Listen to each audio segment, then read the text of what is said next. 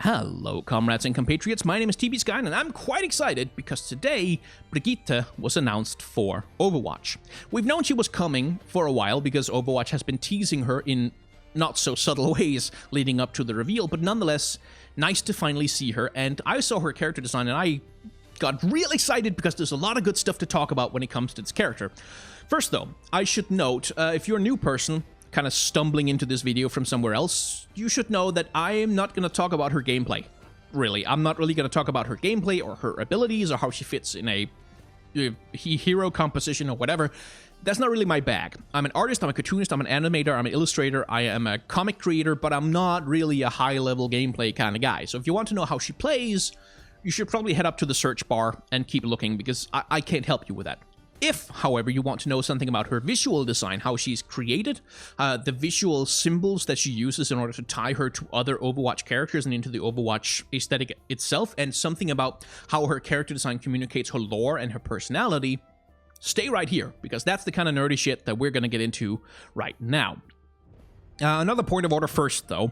I have two other videos on my channel that might be relevant to this discussion. There's going to be links to those down in the description, so if you're interested in further discussion of some of the stuff that I'm going to be bringing up here, you can go down and you can find those in the description and watch those if you are so inclined. So, on with the actual business of the video. Brigitte is an interesting character for a few reasons. First, though, I should tell you something fundamental about character design. Character design is a series of choices that you make about what aspects of a character you want to show from a visual perspective and which ones you don't want to show. And that is, there's no right way to do it, essentially. Like, there's no perfect ratio of showing to not showing. It all depends on who you want this character to be. For example, Reinhardt, he's a character who is very much all about the show. Everything about him, from his giant-ass armor to his massive hammer to the rockets on his back, tells you this is a guy who likes to be on the front lines. This is a guy who wants to fight, who wants to be in the enemy's face, who wants to be punching them, hitting them in the face with a giant hammer, putting up shields, taking damage, being in the fray, a brawler, a frontliner. Everything about him tells you that, and everything about his personality in the lore is very much that as well. He's someone who just wants to be on the front lines all the time, wants to be fighting, wants to be, you know, making stories for himself, being a hero. There's also other aspects to Reinhardt. If you are a lore buff, you will know there's a lot of melancholy to him, as well as some old regrets, and, you know, the realization that he's getting older and he can't keep this up forever. The kind of aging warrior archetype is in there as well. But that's not really on show. The part of Reinhardt that's on show is everything to do with his, you know, frontline boisterousness. A counterpoint to that, if you have seen, I think it's fairly reasonable to assume that most of you will have seen the Disney movie Frozen. For those who haven't, let's do a quick recap. Specifically for the character that I have in mind. The antagonist of Frozen is the prince character Hans. And everything about Hans, from a visual perspective, tells us that he is not a bad guy. When he's introduced into the film, and indeed for most of the movie's runtime, he's presented from a visual perspective and through the story as being one of the good guys, one of the heroes, one of the helpers, someone you can trust, someone who's nice, and everything about how he's visually designed is designed to play up this aspect. But he's not the hero. He's an antagonist. He's an evil guy. He's someone who betrays the heroes at the last minute in order to further his own agenda. He's evil. He's a sociopath.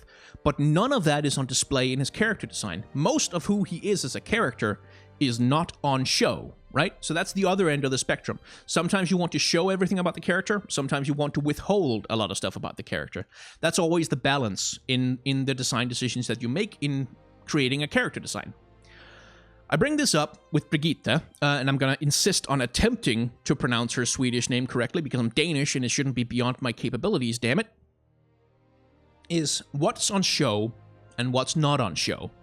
If you read her story, or you watch the story introduction video for her, essentially, for most of her life, she was an engineer. She was a backline character. She was someone who repaired armor, created weapons, made sure everything was in working order so that the heroes who did all the frontline fighting could go back out there and, you know, be safe in the knowledge that their armor was always going to work. She was someone who was not on the front lines, who didn't go out on adventures, who wasn't out there doing stuff. She was in the back, in the forge, making new stuff for them. And then one day, she decides this is not enough anymore. She meets Reinhardt. He asks her to be his squire, his assistant, his assistant who travels around with him, maintains his armor, helps him out on his adventures. She decides to strike it out on her own. And as she is introduced to the video game, she has decided to become a frontline fighter like Reinhardt. She's decided to be someone who's out there, who's doing the fighting, who's on the front line. Now, if we take a look at Brigitte's character design, what part of her is most on display? Is it the engineer, the workshop character sitting in the back lines, not really engaging in the fighting, just maintaining the weaponry, trying their best to design a better hammer, or whatever their task may be? No, not so much. Everything about her that's on show, that's on display, is the squire, the fighter, the assistant knight, the adventurer out trying to prove themselves, trying to find out who they are on the front lines. And there's a very obvious gameplay reason to do this. First, because, like, if the character looks like they're really weak and fragile and can't take a beating and should be kept on the back line, nobody's going to play her as a frontline character, which is, as far as I can tell from looking at her kit, is what she's supposed to be. She has a shield, she has a hammer. Everything about her now, the character design they've chosen, says she can be on the front lines, she can fight, she can be up there. So if they had chosen instead to portray her as an engineer without any armor on and stuff like that, that would be a gameplay problem because it would be telling the players the wrong information for what they need. But outside of that, there's also a lore reason to show her like this, because the story implies, it's not really explored much, but the story implies that this is kind of a coming-of-age moment for her, that this is kind of where she gets out from under her father's shadow, that she stops walking in his footsteps and strikes it out as her own person. So, for her, this is a transitional period into becoming her own woman, her own person, to becoming who she wants to be as she essentially, air quotes, grows up. She's 28, so she's probably fairly grown up already, but that's the lore connection that's going on here. And that's what they've chosen to show in her character design, because nothing of Torbjorn really remains in her visual design. And that's the other interesting thing about Brigitte, is the connections in her visual design to other characters in Overwatch, and indeed the lack of connections. The most obvious connection Brigitte has, which is perhaps most on display in the splash art, is with Reinhardt. She has the lion-headed symbol that Reinhardt also keeps on a lot of his stuff, that is very much his emblem. She wears a power armor like him. She has sort of a blunt weapon as well that she uses to fight. She has an energy shield. A lot about what she looks like is designed to emulate Reinhardt. And this is both the obvious stuff like the lion-headed shield and the power armor, but it's also subtler things. For instance, take a look at her mace, or her flail, rather.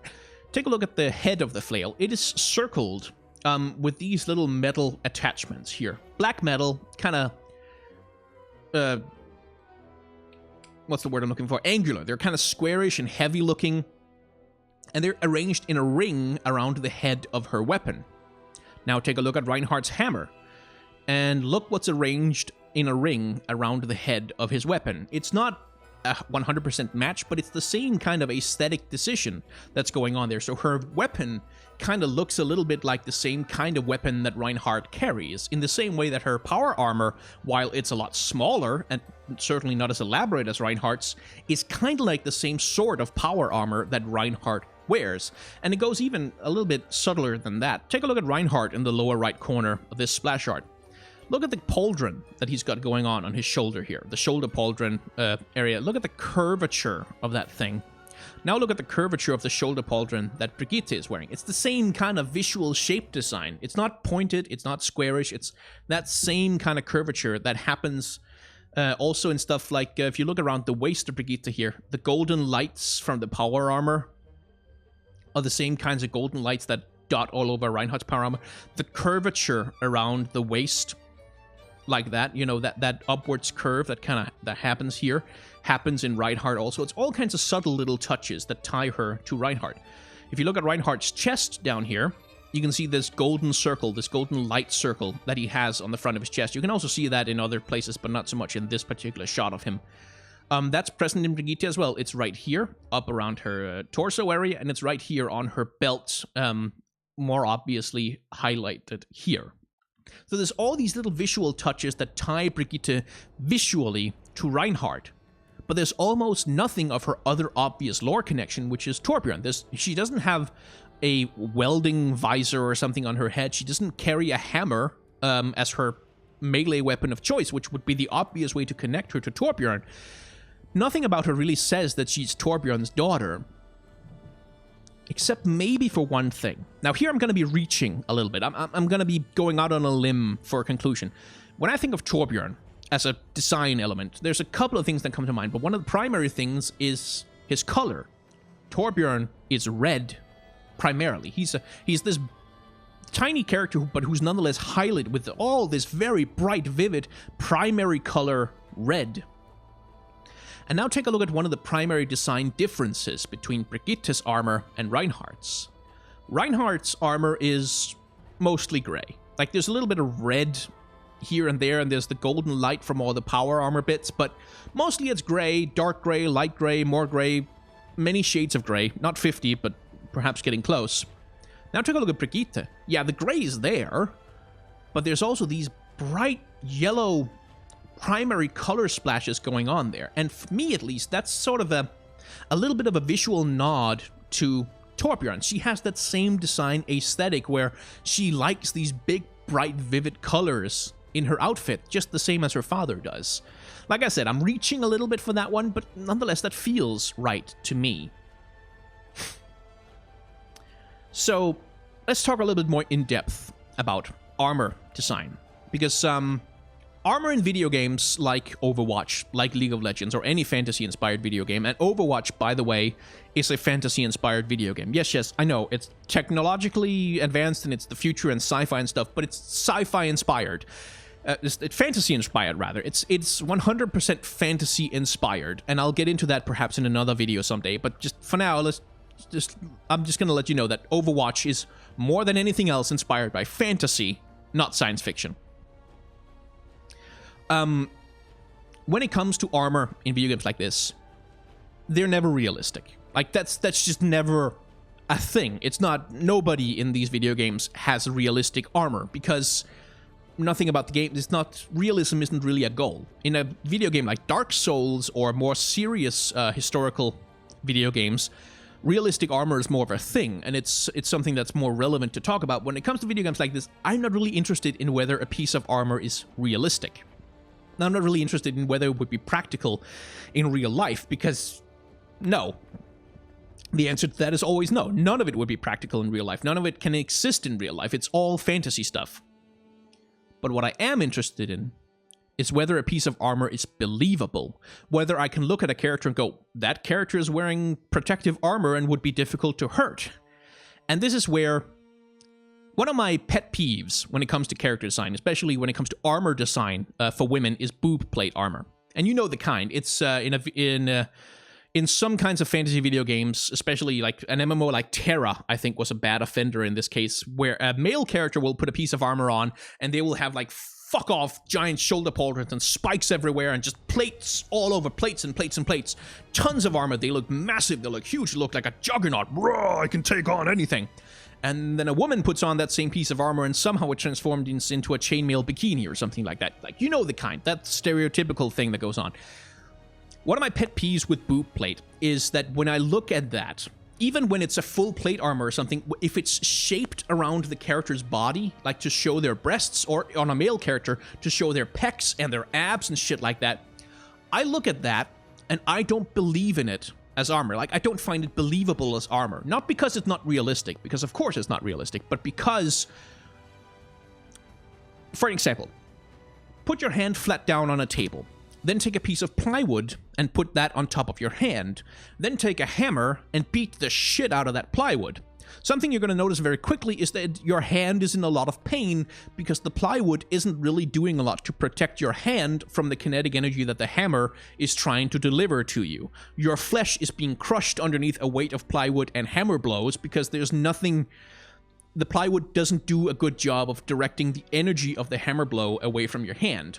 On the other hand, if you suspend that piece of plywood, if you put a few little metal stilts on it and suspend it just like half an inch above your hand so that it's not in direct contact with you, if you hammer on that piece of plywood again, your hand is going to be fine until the plywood breaks. But your hand is not going to experience any pain because the plywood is directing the energy of the hammer blow away from your body.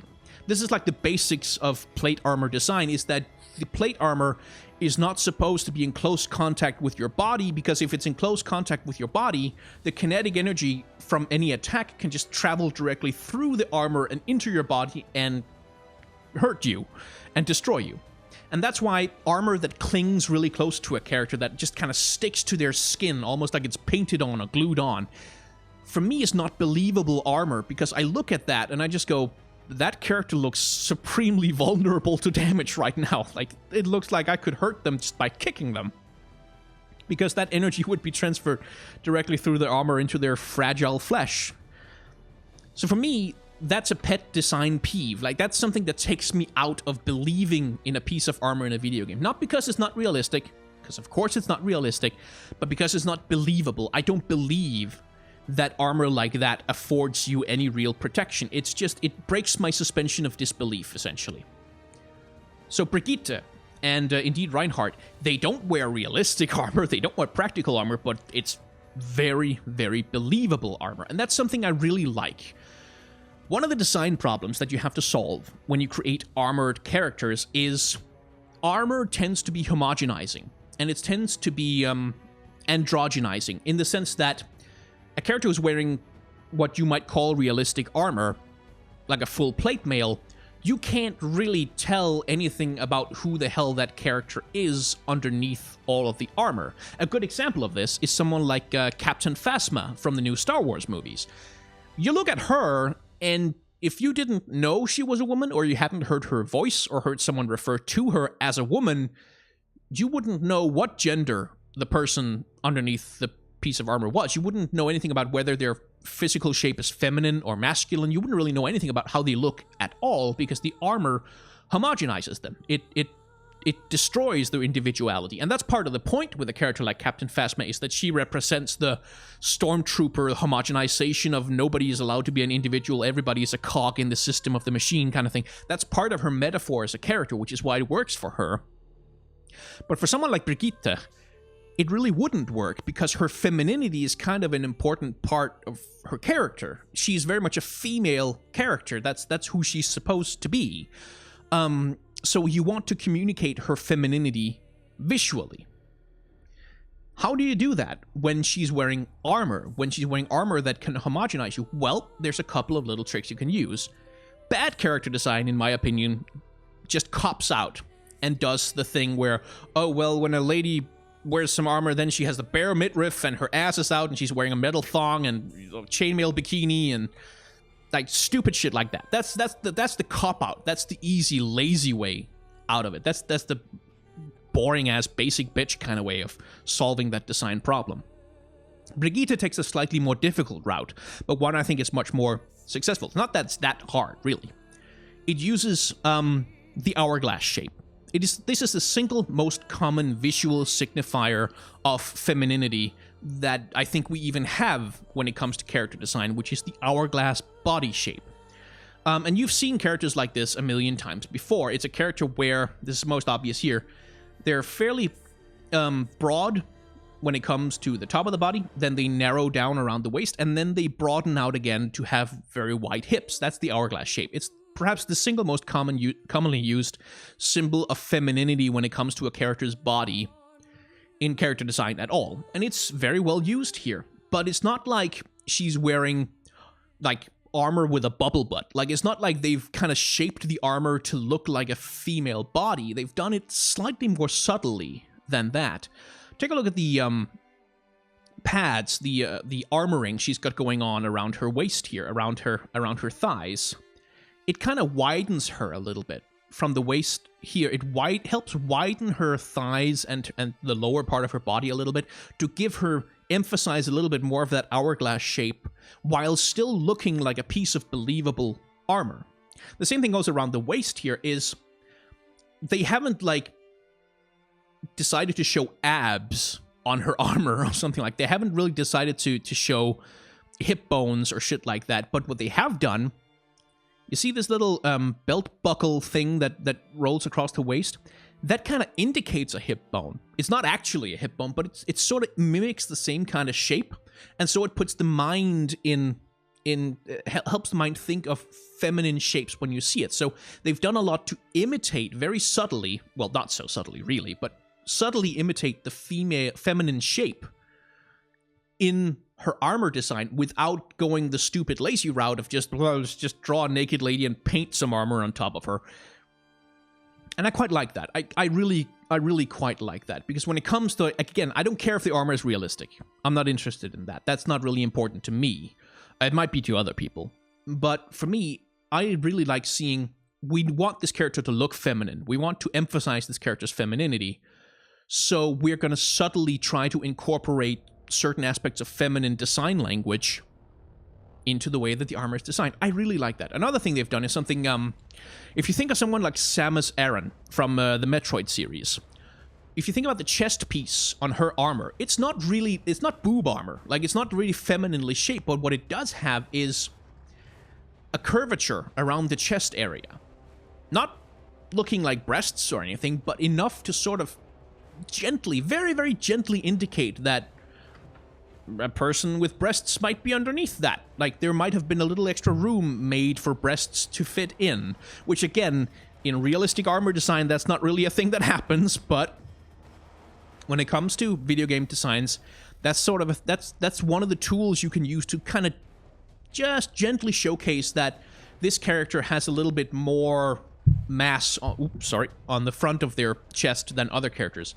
And Brigitte has this as well. You can see this curved chest piece across her front here. Kind of, it's not shaped like boobs, it's not shaped like breasts, but it's just sort of indicates that there might be a feminine shape underneath there. It kind of helps indicate that particular aspect of who she is, and I quite like that. Another reason I like this, by the way, one of my peeves with boob armor is that armor, like I said, is supposed to direct energy away from the body, around the body.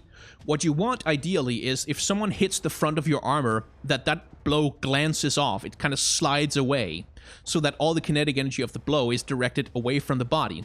When you have boob armor, what you have is two spheres where there's a valley in between them. So anyone who hits the middle of your armor, all of the kinetic energy is going to be directed straight to your sternum, which you don't want, because the sternum is vulnerable. You don't want to have it crushed. That's very bad. And that's one of the reasons why boob armor looks vulnerable to me. But this is a much more elegant design solution, because this looks like if I tried to aim a strike directly at this chest piece, it would just kind of get deflected and slide off the side of it. It would be really hard to hit her directly in the chest, because the armor is shaped to direct that kinetic energy away. So again, for me, this looks much more believable. It looks much more like it would protect her from damage.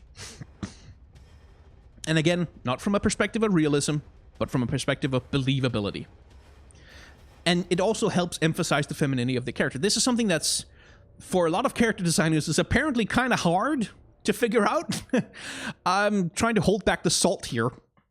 That you could have a character who looks feminine, who presents feminine, who seems feminine in their visual expression, without, you know, oh, how do we show feminine character? Make her naked.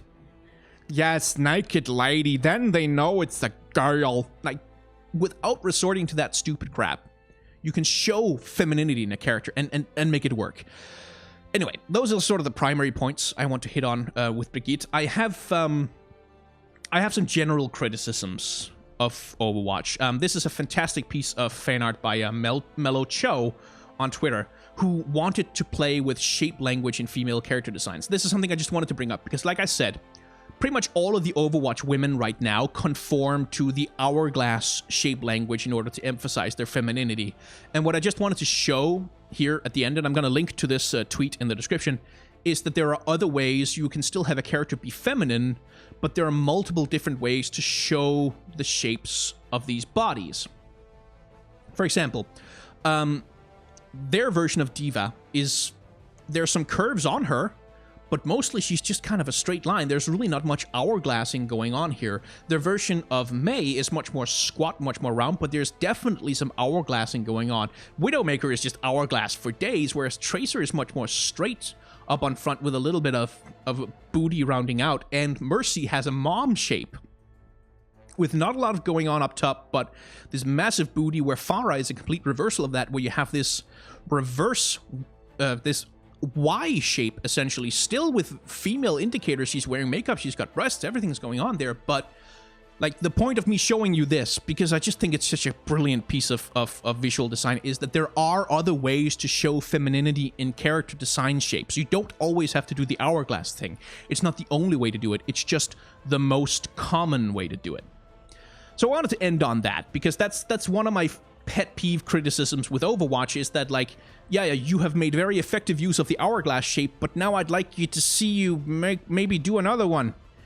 I think Moira might have been more in the line of doing a different kind of visual language. Like I said, I haven't really examined Moira closely yet, and I kind of want to do a video on her maybe later down the line, just to take a look at how her character design worked. I never got to do that when she was first released, but maybe they'll get around to it. Anyway, I'm rambling because I'm kind of out of things to say and I'm grasping at straws. My name has been TVSky. If you have enjoyed this video, there's a like button right down below my video that you can click on if you are so inclined. If you have any thoughts about Brigitte or any of the things that I said, some comments, some questions, anything you'd like me to tackle in another video, you should feel free to leave that down in the comments down below. I read all of my comments. Honestly, I do. I delete some of them because there are some bad people on the internet, but I read them all. Every single last one. And I'm very interested to hear what you have to say. You can subscribe if you are so inclined. I have a lot more subscribers now than I did like a couple of months ago, and it's been perplexing. So if you want to keep confusing me, you can do that. Otherwise, thank you very much for watching, and I shall see you in the next video.